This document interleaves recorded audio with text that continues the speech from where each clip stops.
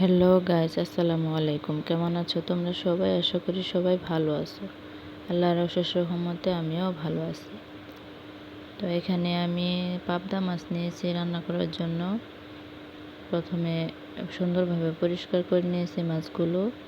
তারপর লবণ, হলুদের গুঁড়া, ধনিয়া গুঁড়া, মরিচের গুঁড়া দিয়ে নিলাম। নিয়ে সুন্দরভাবে মশলাগুলো একসাথে মিশিয়ে নেব, একটু হালকা ভেজে তারপর তরকারি রান্না করব। তো আমি সাধারণত সব মাছই রান্না করে হালকা ভেজে তারপর রান্না করি। তা না হলে আমার কাছে ভালো লাগে না, খেতে পারি না।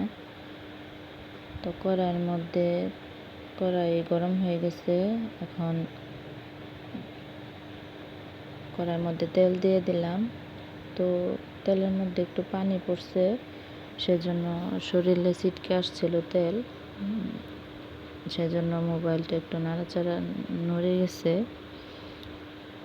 তো মাছগুলো ভেজে নামিয়ে নিয়েছি। এরপর ওই কড়াইয়ের মধ্যে আরও তেল দিয়ে পেঁয়াজ কুচি, কাঁচামরিচ কুচি আর একটু ধুন্দুল দিয়ে দিলাম। ধুন্দুল কার এলাকায় কী বলে জানি না, আমাদের এলাকায় এটাকে ধুতকই বলে।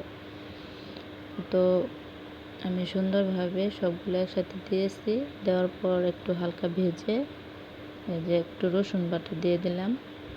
দিয়ে তারপর আস্তে আস্তে ভাজা হোক, আর একটু পর থেকে আর বাকি মশলাগুলো দিয়ে দেব। তো এখানে এগুলো নাড়াচাড়া করে লাল লাল করে ভাজবো। একটু লাল হয়ে আসলে এখন এর মধ্যে লাল হয়ে আসছে, একটু ভাজা হয়েছে। এখন এর মধ্যে দিয়ে দিলাম সামান্য পানি। তো আমি আগেই পানি দিই, তা না হলে আমার কাছে মনে হয় মশলা পুড়ে যায়। সেজন্য আমি আগে পানি দিই, তারপর মশলাগুলো দিই। এরপর এখানে মশলাগুলো কষাই। অনেকে আছে তেলের মধ্যে মশলা দেয়, কিন্তু আমার কাছে ওটা ভালো লাগে না। তো আমি এখানে প্রথমে লবণ দিলাম, তারপর হলুদের গুঁড়া, ধনিয়া গুঁড়া, এখন দিয়ে দেব মরিচের গুঁড়া। দেওয়ার পর একটু জিরা বাটা দিয়ে দেব। দিয়ে সুন্দরভাবে সবগুলো মশলা একসাথে মিশিয়ে নেব। তো জিরাটা আমি শিলপাটায় বেটেছি। কিছুদিন হয় আমি শিলপাটায় মশলা বেটে তারপর তরকারি রান্না করি। এতে তরকারির টেস্ট একটু বেশি হয়। তো মশলাগুলো কষানো হয়ে গেছে। এর মধ্যে আমি ভেজে রাখা মাছগুলো দিয়ে দিলাম। দিয়ে একটু নাড়াচাড়া করে সুন্দরভাবে ঢাকনা দিয়ে রেখে দেব।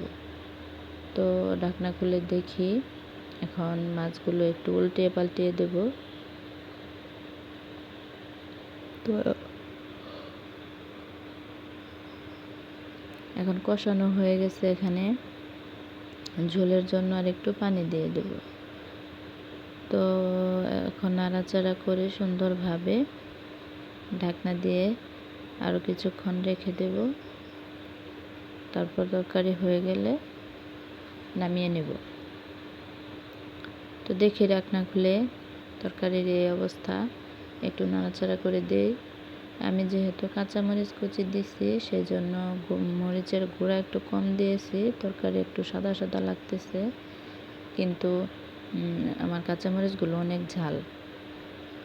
দেখো এখন কিন্তু তরকারির কালার ঠিক লাগতেছে। নামিয়ে নিয়েছি, তরকারি হয়ে গেছে। আজকের মতো এ পর্যন্ত। আসসালামু আলাইকুম, আল্লাহ হাফিজ।